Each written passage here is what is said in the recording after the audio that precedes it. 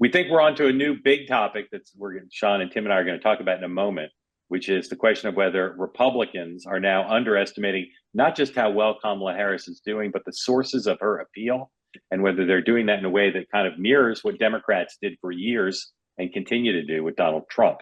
Vice President's in Washington today, and she heads to Houston for a couple events tonight.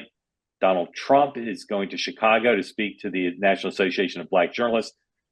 The day book we sent around said that event's at 11 a.m. Eastern time. It's actually at 1 p.m. Eastern time, 1 p.m. Eastern time. And then he's got a rally in Harrisburg, Pennsylvania, where we'll see if he's got a new message, a new frame on Kamala Harris. There's some indications that he's going to talk more about her role in the Biden-Harris administration as opposed to her past comments, but we shall see. President Biden is having lunch with the vice president in Washington, and then he's got a bunch of private meetings, including with Penny Pritzker to talk about Ukraine. J.D. Vance is in Glendale, Arizona, 8 o'clock Eastern time rally tonight, and the second gentleman continues to fundraise in New England. All right, guys, that's a lot of events. Again, the marquee event may well be the two Trump events to see where his head is at in trying to change the dynamics of this race.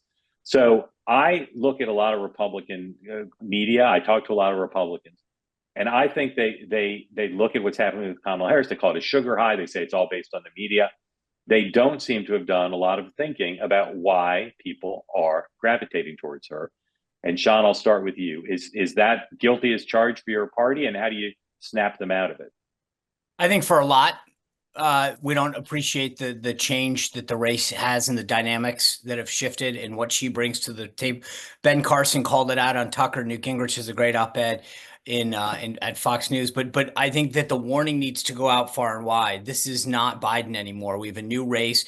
The dynamics in terms of the coalitions that are energized has changed. And the swing state polls, I get it. It's a sugar high, but to think that this was going to be a close race, you got rid of the guy. They pushed him out. It's over. And now we revert back to a traditional tight race. And our folks need to wake up and understand that. Yeah, look, if we are going to go with the sugar high, though, I guess that's just our new blue wave. We'll just push that until November. I think, Sean, I totally agree. The demographics, where they're looking at geographically, swing states, demographically, there's a boost there. I don't see it really going away. We've talked about whether or not Trump had a time to define Harris. He outspent her like 25-1 in advertising for the week that she was picked. She was down. We've seen no outcome from that looks like it's good for Republicans. And I think, look at the rally yesterday in Atlanta. The energy there is insane. Georgia is absolutely back on the map. And I think Republicans are also underestimating the historic nature of the candidacy, that we have the opportunity to elect the first woman and the first Black woman to the presidency. And I don't think that's nothing. And I don't think calling her, kooky or weird is really going to do it. Sean, let's reverse engineer. If you're Mar-a-Lago, you've got the Black Journalist event, you've got the rally in Harrisburg. What, if you could write the headline, what would the headline you'd want coming out of those two events be? As applies to this question of approaching the Harris phenomenon. Well, I think first, the NABJ is a great opportunity for him to really hone in on a message to Black men. There's a huge opportunity for that. So, I mean, I think Trump makes picks to Black men as to why his administration was better. Something along those lines. He's got to really hone in on that demographic with that event specifically. And then, I'm sorry, what was the second part of your question? Well, just what would you want the headline of the rally to be? I think it's more Trump hones in on Harris policies. Look, this can't be a personality race. No one cares about that stuff for the most part. I think he's got to literally just go. I think it was said yesterday on the morning meeting, but like clip after clip after clip. Here's what she said on immigration. Here's what. And in fact, I would go back up to the screens. He used them that fateful day at Butler, but I'd go back up. Here's her talking about immigration. He doesn't need to say it. Let her speak for herself through a series of clips.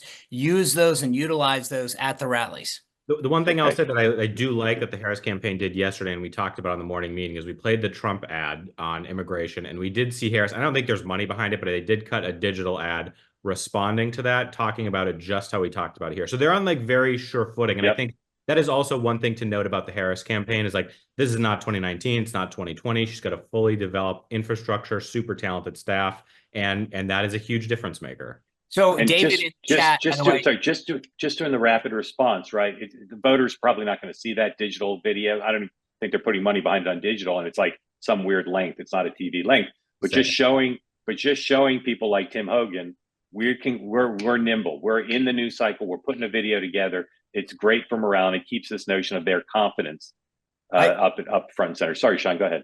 I'd say two things. One, the Trump campaign needs to show leadership on issues and on messaging. By that, I mean, when he goes to that rally saying, these are the 3 things that we're going to go after on, he needs to tell the faithful, guys, this is what the focus is, and don't go outside of that. But those messages from up high need to come to David in the chat is talking about immigration, the economy.